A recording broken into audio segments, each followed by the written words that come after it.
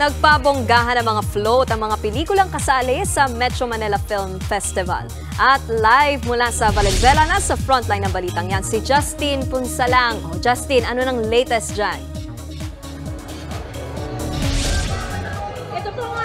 Nako, Nikki, napuno ang C4, pati na rin yung MacArthur Highway mula Navotas hanggang dito sa Valenzuela dahil ngayong araw nga ay dinaos yung MMFF o Metro Manila Film Festival 2023 Parade of Stars. Sakay ng mga 10 mga floats ng 10 mga pelikula yung mga artistang bibida dito sa mga entries. Kaya naman sila ay game na nakipagkawayan sa kanilang mga fans.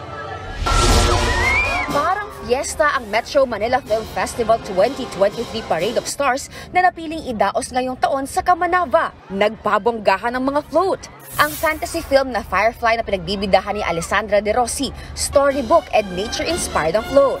Dinala naman ng pelikulang When I Met You in Tokyo ang cherry blossoms ng Japan. Ang pelikulang ito ang pagbabalik tambalan ni na Christopher De Leon at star for all seasons Vilma Santos. Paskong Pasko naman ang tema ng Rewind na pinagbibidahan ng real-life couple na sina Dingdong Dantes at Marian Rivera.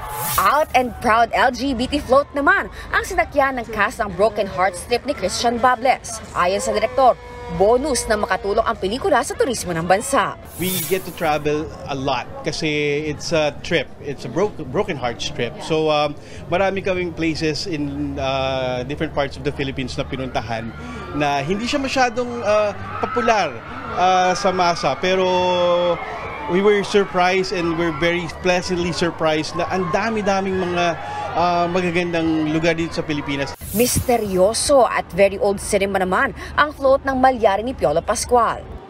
Ang float naman ng Penduko, ramdam ang action at excitement. Sakay nito sina Mateo Guricelli, Kylie Versosa at John Arcilla.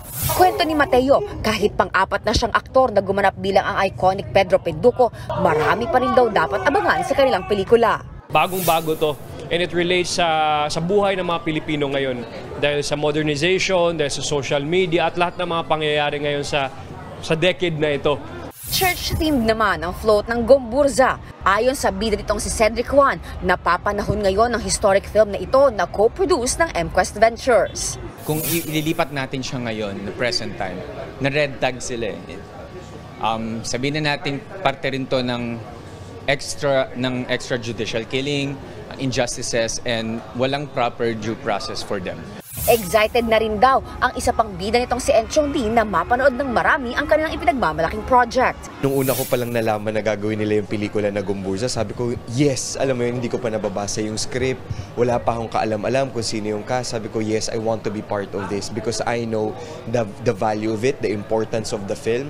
Sa home-inspired float naman na ito nakasakay sina megastar Sharon Cuneta at Alden Richards para sa Film Fest entry nilang Family of Two. Carousel theme naman ang float ng Kampon. Nagmistula namang Candyland ang float ng Becky and Badet ni na Eugene Domingo at Pokwang. Nikki, speaking of Becky and Badet, kapapasok lang dito sa People's Park ng Valenzuela ang mga cast ng Becky and Badet na pinagbibidahan nila Eugene Domingo at Pokwang.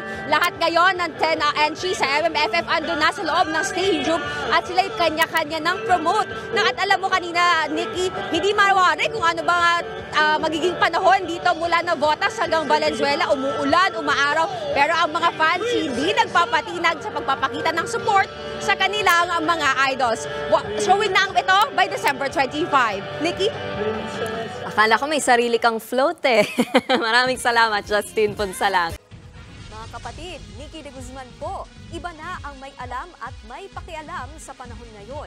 Para sa tuloy-tuloy na balitaan sa Frontline kahit weekend, mag-follow at mag-subscribe sa social media pages ng News 5.